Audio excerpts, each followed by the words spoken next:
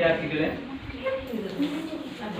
ಸಮುದಾಯದ ಶಾಲಾ ಕಾರ್ಯಕ್ರಮದ ನೋಡಲ್ ಅಧಿಕಾರಿಯಾಗಿ ಆಗಮಿಸಿರ್ತಕ್ಕಂಥ ಉಷಾ ಸಾವಿತ್ರಿಯವರು ಮತ್ತು ಅವರ ತಂಡಕ್ಕೆ, ಹಾಗೆಯೇ ಈ ಶಾಲೆಯ ಮುಖ್ಯೋಪಾಧ್ಯಾಯರು ಮತ್ತು ಶಿಕ್ಷಕರವರು ಸೇರಿಕೊಂಡು ಇದೊಂದು ಚಿಕ್ಕ ಕಾರ್ಯಕ್ರಮ ಅಂತ ಹೇಳಿದ್ರು. ಆದರೆ ಚಿಕ್ಕದಲ್ಲ, ಯಾವುದೇ ಕಾರ್ಯಕ್ರಮ ಚಿಕ್ಕದು ದೊಡ್ಡದು ಅಲ್ಲ, ಮಕ್ಕಳಿಗೆ ಖುಷಿ ಕೊಡ್ತಕ್ಕಂಥ ಕಾರ್ಯಕ್ರಮ ಇದು. ಯಾಕಂದ್ರೆ ಅವರು 10 ದಿನಗಳ ಕಾಲ ಬೇಸಿಗೆ ಶಿಬಿರದಲ್ಲಿ ಭಾಗವಹಿಸಿದ್ದಾರೆ. ಬಹಳಷ್ಟು ಶಾಲೆಗಳಲ್ಲಿ, ತಾಲೂಕಿನಲ್ಲಿ ನಾನು ಒಂದು 4-5 ಶಾಲೆಗೆ ಹೋಗಿ ಬಂದಿದ್ದೀನಿ ಈಗಾಗಲೇ. ಸದ್ಯಕ್ಕೆ ಬೆಳ್ಳಂಗಿಯಲ್ಲಿ ನಡೀತಾ ಇದೆ, ಹೊನ್ನೇತಾಳು ಶಾಲೆಯಲ್ಲಿ ನಡೀತಾ ಇದೆ, ಹಾಗೆಯೇ ಇಲ್ಲೂ ಕೂಡ ನಡೀತಾ ಇದೆ.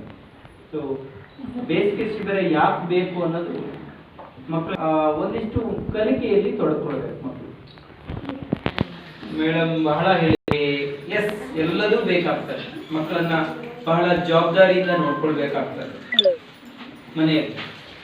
ಯಾಕಂದ್ರೆ ಈಗ ರಜಾ ಅವಧಿಯಲ್ಲಿ ಬಹಳ ಕಷ್ಟ ಮಕ್ಕಳನ್ನ ಮನೆಯಲ್ಲಿ ಹಿಡಿದಿಟ್ಕೊಳ್ಳೋದು.